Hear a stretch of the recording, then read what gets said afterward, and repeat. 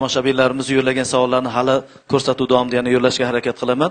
To'g'rirog'i Maysara Bononi tikuvchilikdan ham yaxshi bir saboq olgan, o'z kiyimlarini ko'proq o'zi tikadigan ham fikr mulohazalarini ba'zan tomoshabinlarimiz yo'llab qo'yishgan. So'rangchi ustidagi kiyimlarni o'zlari tikkanmilar, o'zlarining ideyalarimi yoki sotib olganmilar degan savol ham bor. Muxlis qiziquvchi ham bo'ladi. Hozir birinchisiga men javob beray, keyin hali tikuvchi menman demasangiz. Yo'q. Nimada Toshkent viloyatida O'zbekiston davlat filarmoniyalari o'rtasida o'sha vaqt ishlaymiz, birga ishlaymiz davlat filarmoniyada.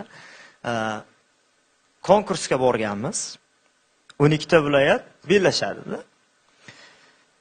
Biz chiqdik, juri a'zolari o'tiribdi. Mas'ur Toshmatov, juda taniqli estrada xonandalari nimalar turibdi. Keyin biz tugatdik, Surxoncha kiyim, menga kostyum tikib bergan, Maysaraxon rahim. Surxoncha kostyum tikib bergan. Keyin shunday qarab tursam, to'g'ri men tomonga qarab kelyaptilar-da, Mansur Toshmatov. Ustoz san'atkor, dunyo taniydi. Sen bu yoqqa ket dedi.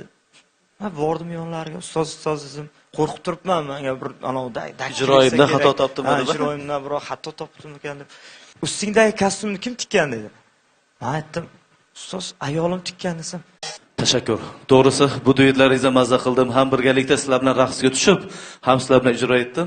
Qadrli teletomoshabinlar, mana shunaqangi maroqli ko'rsatuvlarni ko'rib, kuzatib, ayniqsa siz taklif etadigan qahramon ham quvnoq bo'lsa, ko'rsatuv yanada mazmunli bo'ladi. Duetdan tashqari ham yakka ijrolar ham bo'ladimi, Dilmurod? Akrom aka, endi shu savolni sizga ham bermoqchi edim. Mana qachon shu savolni menga berasiz degan. Demak, kutib turuvdingiz va nihoyat berildi shu savol. O'zimda ilk qo'shig'im 2008-yilda san'atga kirib kelgan vaqtim. Necha yoshda bo'lgansiz unda? 16 yoshda bo'lganman. 16 yoshdan, maktab yoshida san'atda ilk ijro boshlangan. Ofarin. Ungacha ham bo'lganda o'zimda avtorskiy qo'shig'im bo'lmagan. Mualliflik qo'shig'im bo'lmagan. İlk qo'shig'imda o'sha Xurshid Tursunov bilan nima qilganmiz? Musiqasini yaratganlar.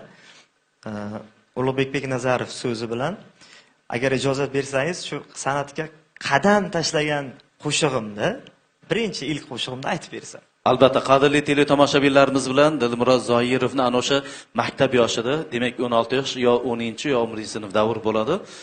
Chiroyli tarzda ilk mualliflik taronalarini aynan sizlar uchun ijro etadilar. Biz esa sahnamizda Dilmurodjon taklif etamiz. Marhamat. Yana bitta narsani aytib qo'yay. 2011-yil klipi olingan va birinchi premyer